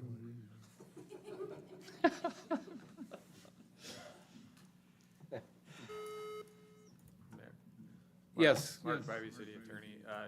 Councilmember Bruce, I just wanted to let you know it's important timing-wise, and if you're gonna do this in 2025, you'd have to get an ordinance passed approving the increase 75 days before the general election in 2025. So that's just something to, it's probably hard to remember that, but it's just, if you're gonna act on it, the general election in 2025 is your date, and you have to beat that by 75 days, or else you can't take action. Okay. And then it would become effective January of 26, 2026. correct. So that's the statute that's driving this, is what it does. Yeah, I looked it up. Okay. All right. All right, ordinances. Consideration to approve ordinance 2023-23A, municipal annexation and zoning ordinance of the City Council of the City of Kuna, making certain findings and declaration of authority and annexing certain real property to wit Ada County Assessor's parcel number R73210000501, owned by Johnny T. Swanson and Valdine M. Swanson, within the unincorporated area of Ada County, Idaho, and contiguous to the corporate limits of the City of Kuna into the City of Kuna, Idaho, and establishing the zoning classifications of said real property, and directing the city engineer and the city clerk, and providing an effective date. I think this is one that we certainly Yeah. can fast track, and Greg needs to abstain on this. Yep, I'll be out on this one, guys. Mr. Mayor, I make a motion that we consider the way we have 3 readings. I'll second it. Motion's made and seconded. Any further discussion? All those in favor, say aye. Aye. Any opposed? Motion carried. Mr. Mayor, also make a motion we consider and to approve the ordinance. I'll second it. Motion's made and seconded for approval. Any further discussion? Nathan, would you poll the council, please? Councilmember Bruce? Aye. Councilmember Biggs? Councilmember Laraway? Yes. And that motion carries.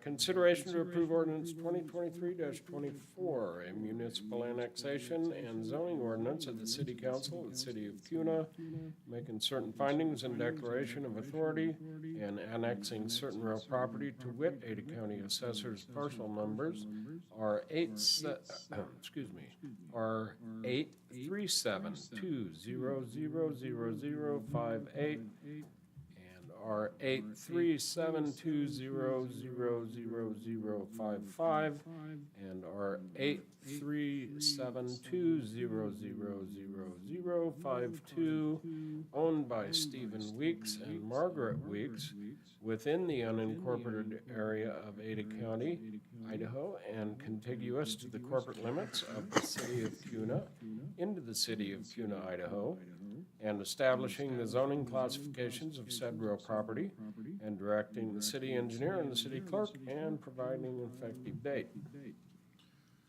Mr. Mayor, make a motion that we consider to waive the 3 readings.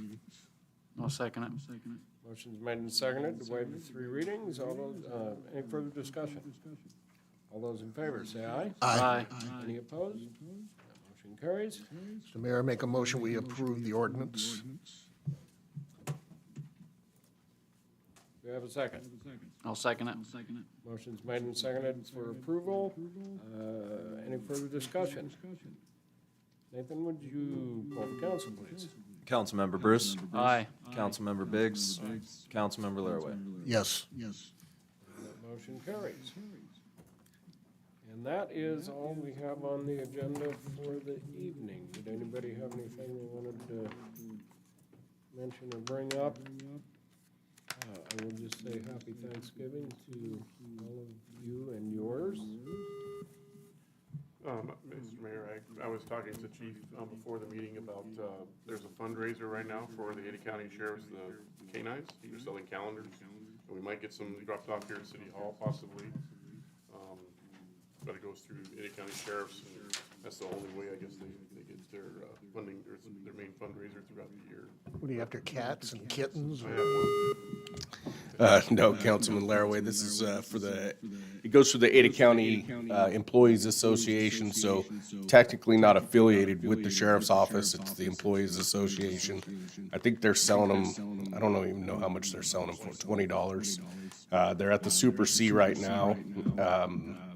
And Councilman Biggs was talking about seeing if we can get a stack dropped off here if the public wanted to come in here and purchase one. It's just through Venmo.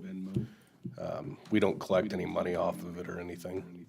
So you need Venmo, so we'll have to make sure we get that set up here so that we don't collect money. You don't have to collect any money, Mayor.